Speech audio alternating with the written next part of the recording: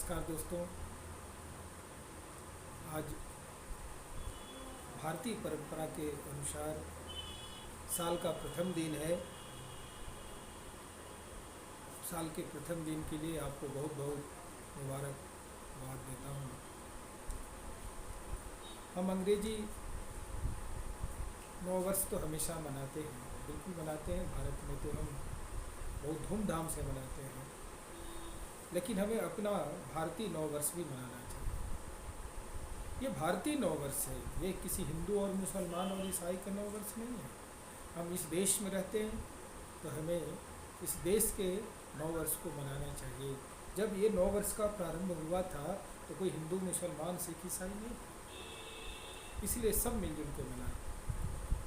भारतीय परंपरा के अनुसार कहा जाता है कि आज के दिन ब्रह्मा ने सृष्टि की रचना प्रारंभ की। भगवान विष्णु ने सृष्टि की रचना के लिए ब्रह्मा जी को कहा, तो ब्रह्मा जी ने कहा कि हम कहाँ सृष्टि की रचना करें, क्योंकि उस समय ऐसा माना जाता था कि अतिवृष्टि से ये पृथ्वी पूरी तरह पानी में डूबी हुई थी, जलमग्न थी। तब भगवान विष्णु ने वाराह रूप में अपने दांतों पर पृथ्वी को जल से थोड़ा ऊपर लाया। थोड़ा ऊपर लाने का मतलब अभी भी अप्रॉक्सीमेटली 70% से ज़्यादा तो पानी है, कुछ स्थल भाग ऊपर आया। उसके पहले पृथ्वी पूरी तरह डूबी हुई थी, जहाँ सृष्टि की रचना नहीं की जा सकती थी। उस जल में से निकलते ही एक दैत्य, आदि दैत्य था, हिरण्याक्ष। वो कहा कि पृथ्वी मेरी है, और उनसे युद्ध किया, वो परास्त हुआ, मारा गया। वाराह का मतलब तो एक है ही, शुक्र रूप में थे। वाराह का संस्कृत में मतलब ये भी होता है वर आह। वर मतलब श्रेष्ठ, आह मतलब दिवस। आज के दिन पृथ्वी को जल मग्न होने से जब थी उससे ऊपर लाए, तो उस वाराह का एक अर्थ श्रेष्ठ दिन, जिसे हम अपने भारतीय वर्ष के प्रथम दिन के रूप में मनाते हैं। आज से सृष्टि की रचना हो, प्रारंभ हो। मनु और सुतुपा ने अपने वंश बढ़ाए, और आज हम पृथ्वी पे सब लोग। इसका उस समय कोई धर्म नहीं था, एक ही परंपरा थी, और सनातनी परंपरा थी, जिसके हम सब, हमारे पूर्वज इससे जुड़े हैं। इसलिए मैं सबको, हर धर्म, हर जाति, हर क्षेत्र के लोगों को बधाई देता हूँ इस नव वर्ष के।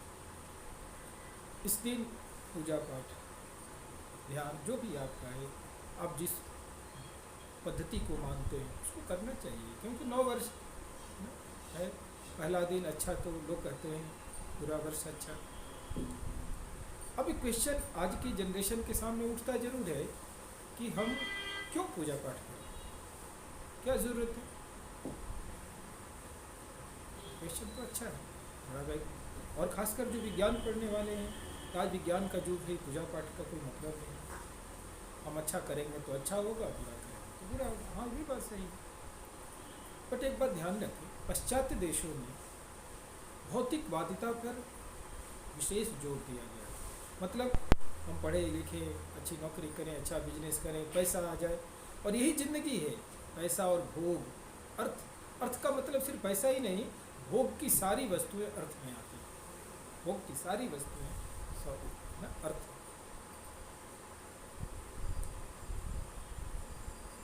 तो अर्थ और काम ही लक्ष्य है पाश्चात्य देशों का। हमारे यहाँ भी है, लेकिन अर्थ और काम के साथ साथ में अध्यात्म और ये दैविक परंपरा का भी ख्याल रखा जाता। क्यों? क्योंकि हम ये मानते कि हम यहाँ तो सुख से रहें, इसलिए बहुत मेहनत करें, बहुत ऊंचाइयों को जाएं। अर्थ और काम की चीज़ों का भी अगर आप संग्रह करते हैं तो संग्रह नहीं, लेकिन कुछ चीज़ें तो होनी चाहिए, तो करें।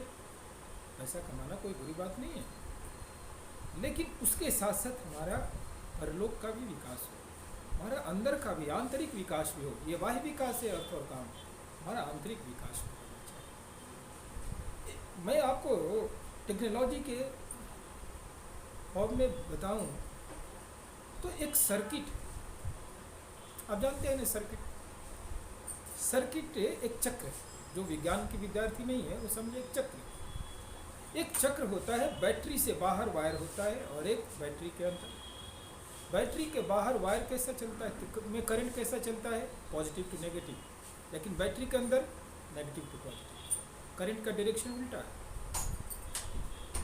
हमें इस भौतिक चीज़ों को जानने के लिए पहले हम क्या करते, पहले हम उनको समझते, देखते, अन्वेषण करते और उसके बाद मानते हैं कि हाँ ये है।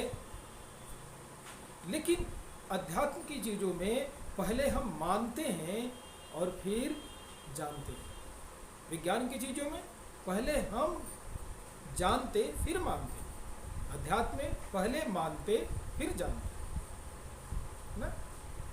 तो ये परंपरा उल्टी है। जैसे सर्किट में सेल से बाहर पॉजिटिव टू नेगेटिव करंट, लेकिन सेल के अंदर ऑर्डिनरी वे में नेगेटिव टू पॉजिटिव, वहाँ भी तो उल्टा है ना।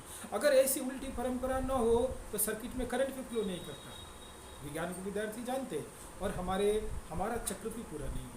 हम भौतिक युग के केवल बाहरी चक्र के विषय में जानते, भोग तो जानते, लेकिन जीवन को पूर्ण बनाने के लिए आंतरिक चक्र में भी उल्टा ये परंपरा होनी चाहिए। मूल रूप से मैं आपको बताऊं तो हम पहले ऊंचे ऊंचे एम रखते, हमारे अंदर अच्छी अच्छी भावनाएं आती और उसके अनुसार हम बाहरी जगत में क्रिया करते तो हमें भौतिक सुख मिलता, अर्थ मिलता, काम मिलता। आध्यात्मिक या पूजा पाठ में क्या है, पहले क्रिया करनी पड़ती है। आप आराधना करेंगे, आप अर्चना करेंगे, उसके बाद आपके अंदर अच्छे अच्छे विचार आने चालू होंगे। पहले हम क्रिया करेंगे पूजा पाठ का या जो भी ध्यान है, जो भी, उसके बाद हमारे अंदर अच्छी अच्छी भावनाएं आना चालू होती हैं, हमसे दैविक शक्तियाँ जुड़ जाती हैं और उन भावनाओं से फिर क्रिया करते हैं। फिर उस क्रिया से भावनाएं आती, फिर भावनाओं से क्रिया होती। तो भौतिकता हमें भावनाओं से क्रिया तक का सर्किट है, आधा सर्किट, और अध्यात्म हमें क्रिया से यानी अच्छे कर्मों से, सुकर्मों से, चाहे सुकर्म केवल पूजा पाठ ही नहीं, पेड़ लगाना, गायों की सेवा करना, पशुओं की सेवा करना, प्रकृति की संरक्षण करना, ये सारी चीज़ें हैं। अपने माता पिता की सेवा करना, गुरु की सेवा करना, ये सब है।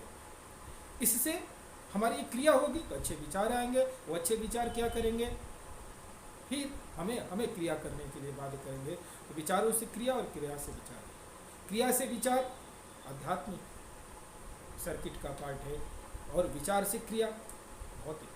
तो हम विचार से क्रिया तो करते, अच्छे अच्छे विचार, अच्छे अच्छा इन्वेंशन करते, डिस्कवरी करते, उसका फल भोगते, लेकिन हमारा उससे आंतरिक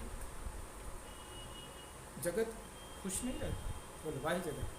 तो ज़िंदगी को परिपूर्ण करने के लिए हमारी भारतीय संस्कृति बहुत ज़रूरी है, और ये दोनों होना चाहिए। यानी आप पूरे 24 घंटे में, मैं कहूँ तो कम से कम 10 मिनट अच्छा विचार लें, अच्छी साधना करें, अच्छा विचार लें, पूजा पाठ करें, जो आप करते हैं, ध्यान करें, उससे पूरे दिन की बाहरी सर्किट क्या हो जाएगी, ठीक हो जाएगी। वैसे ही साल के पहला दिन, कुछ दिन या नवरात्र के 9 दिन आप अच्छा काम करें तो पूरा साल ठीक है। इस सर्किट को कंप्लीट करने के लिए ज़रूरी है। पाश्चात्य जगत केवल सर्किट का आधा पार्ट, जहाँ से मेन ऊर्जा आती है, उस पर काम नहीं करता। हमारी भारतीय संस्कृति ये कंप्लीट सर्किट पर काम करती है, इसलिए जहाँ भी उसका जीवन है परिपूर्ण है। इसके कई अलग अलग उदाहरण हैं। इसलिए मैं कहूँगा कि आप अच्छे विचार, थोड़ा सा ध्यान या थोड़ा पूजा या वृक्ष लगाना, जानवरों की रक्षा करना, दया करना, किसी पे, किसी गरीब को भोजन करा देना, ये करें। इससे क्या होगा, पुण्य यही है कि आपके अंदर अच्छे विचार आ गए और उस अच्छे विचार को क्रियान्वित करें। ये नहीं कि विचार आए और उन विचारों को क्रियान्वित ना करें तो फिर उसका कोई लाभ नहीं।